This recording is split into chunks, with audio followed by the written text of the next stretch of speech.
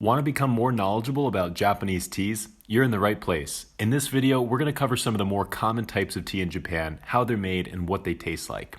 These are teas we've discovered during our travels around Japan as we meet with farmers and search for the best green teas for neoteas.com. Let's jump into our list of the 28 different types of Japanese green teas. Matcha. Matcha tea is perhaps one of the best known Japanese teas around the world, and it's mostly thanks to its use in the tea ceremony. This powder tea is made from tea plants that have been shaded for 3 weeks before the harvest to boost their sweet and savory flavors. Then the top leaves are selected, they have their stems removed, and then they're ground into a fine powder. Unlike leaf teas, which are prepared in a teapot, matcha tea requires a few special Japanese tea utensils to prepare, such as the cha-sen matcha whisk, the cha-wan matcha bowl, the cha-shaku matcha spoon, and many others. The preparation of matcha tea in this way is one of the most celebrated Japanese traditions. While matcha tea may be one of the best known types of Japanese teas around the world, Sencha is the most popular, making up to 70% of all the tea consumed in Japan. Sencha is of course a broad category, and you can find many different flavor profiles within it. Sencha basically refers to a tea that has been steamed after harvest and then later rolled and dried to lock in the flavor until it's ready to be prepared in water. Gyokuro is considered by many tea connoisseurs to be the best Japanese tea because it so perfectly captures the flavor profile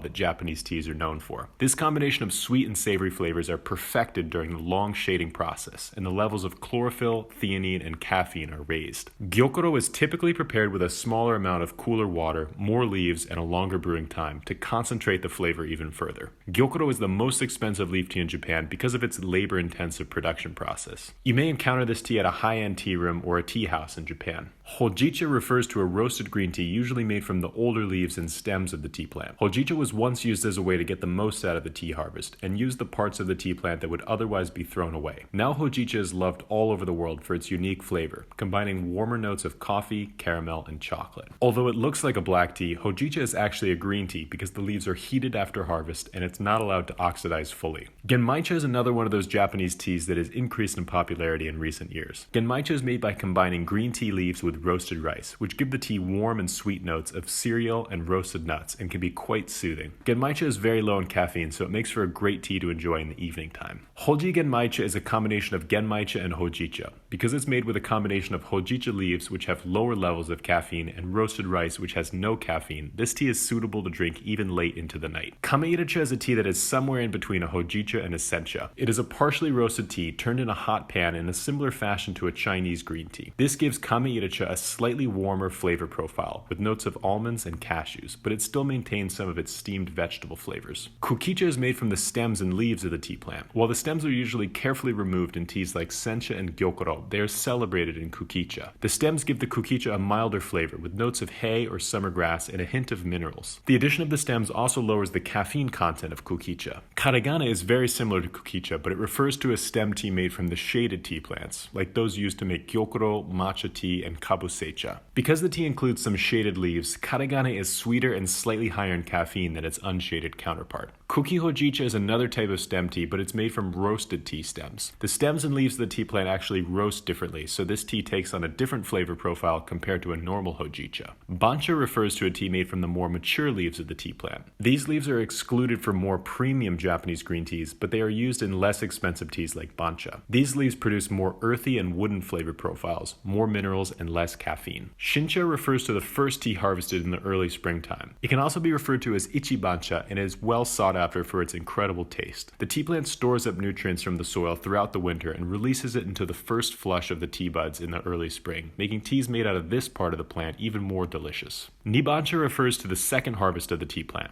After the first round of sprouts are picked, the tea plant will soon grow more. While these still can be used to produce good-tasting teas, the level of nutrients and flavor will be lower as the plant doesn't have much time to replenish them. Sanbancha is made from the third harvest, and it's only used to make lower-quality teas like those found in tea bags and bottled teas. Here, the nutrients of the tea plant have been even further diminished, and the flavor is more flat, with less of the complexity you see in premium teas. Some farmers have a fall harvest or Akibancha. This usually takes place in October on Japanese tea farms, and because it's the fourth harvest, it can also be called Yonbancha. This harvest is less common because the yield is very low quality. Kyobancha is one of those Japanese traditions that is unfortunately becoming more and more rare in modern times. This is a specialty of the area around Kyoto where the bancha leaves are roasted in a large pan. The leaves are roasted quite thoroughly and almost appear to be burnt. The flavor of this tea can even drift into the smoky direction because of the heavy roasting. Kabuse Sencha is somewhere in between a normal sencha and a gyokuro. To be considered a gyokuro, Gyokuro, it has to be shaded for 21 days or more, and to be considered a Kabuse Sencha, it needs to be shaded for 10 days or more. This means that anything shaded between 10 and 21 days would likely be called a Kabuse Sencha or Kabusecha. Konacha is a very low quality green tea made from the lower quality leaves ground into smaller pieces. This tea is commonly served in restaurants because its bitter flavor can be a decent palate cleanser. Tencha is rarely consumed in its leaf form. It refers to the leaves that are ground up to make matcha. This means that they need to be shaded for 3 weeks before the harvest, and they need to have their stems removed to be considered tencha. Next is Asamushi. While most Japanese teas are steamed for 40 to 80 seconds, Asamushi is a short steam tea, steamed for between 20 and 40 seconds. This allows the leaves to remain more intact, and they produce a lighter flavor. Fukamushi is on the other end of the steaming spectrum. Here the leaves are steamed for 80 to 200 seconds, which breaks down the leaf and allows more of it to flow into the cup.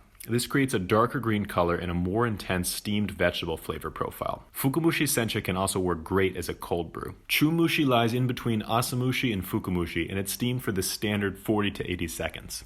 This makes the taste of this middle steam tea somewhere in between these milder tasting notes and this intense steamed vegetable flavor you might find in a Fukamushi Sencha. Aracha refers to a raw tea that has been through some of the steps of the tea production process, but not all of them. This is not meant for consumers, but rather tea businesses that seek to finish the tea in their own facility. Yamecha simply refers to a tea that is produced in Yame, a small area in Fukuoka that has built up quite a reputation, particularly for shaded teas like Gyokuro and Kabuse Sencha. Then there's Ujicha. Similar to Yame, Uji also prides itself in the production of Japanese green tea. Uji is where green tea production in Japan really began to take off, and still today it's known for producing some top-notch teas. Ujicha just refers to a tea that has been produced in the area of Uji, nearby Kyoto. Tamaryokucha is very similar to Sencha, but the leaves are rolled into a curled shape. This is a tea we learned a lot about when we visited Mr. Fujisako in Kumamoto and got to try out his Tamaryokucha Bizako for the first time. Mecha refers to a tea that is made from the buds of the tea plant, harvested in early spring. In terms of grading, it's somewhere in between a Gyokuro and a Sencha. Sakuracha is a specialty during cherry blossom season. It is made by mixing cherry blossom or sakura petals and tea leaves. These petals are mostly for looks as they don't contribute that much to the flavor of the tea. Finally, let's answer a few common questions about Japanese green tea. First, what kind of tea is most popular in Japan? Sencha is the most popular type of tea in Japan, but it's also the broadest category. It simply refers to a tea that has been steamed after harvest and then rolled and dried. This tea is prepared by infusing the dried tea leaves into warm water and then separating them out as you pour in a kyusu teapot. The tea has a strong and sweet flavor to it, with notes of steamed vegetables and a hint of a citrusy astringency in the aftertaste. Is Japanese tea good for you? There are many health benefits of Japanese tea. While almost all teas should be considered healthy compared to other drinks, Japanese teas have additional benefits.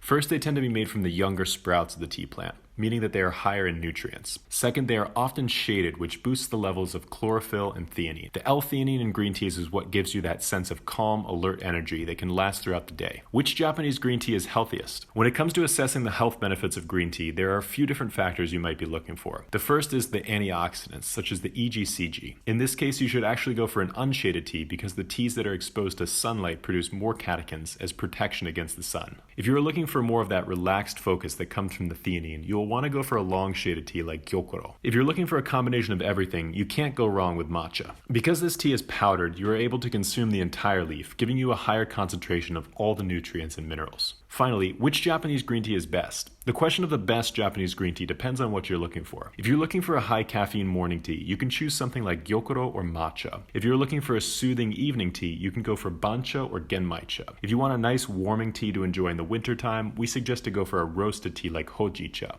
And if you're looking for a cool refreshment in the summer, you should definitely try out a cold brewed Fukamushi Sencha. Thank you all so much for watching. If you have any other questions about Japanese green teas, please feel free to leave them in the comments below. If you would like to learn more about all the different types of Japanese green teas, we have put together a few samplers sourced from small tea farmers all around Japan. Some of these samplers include up to 43 different Japanese green teas, as well as the proper teaware you need to prepare them the right way. Just check out the samplers at neoteas.com for more information and help us to support the farmers that produce delicious green tea in a more sustainable way.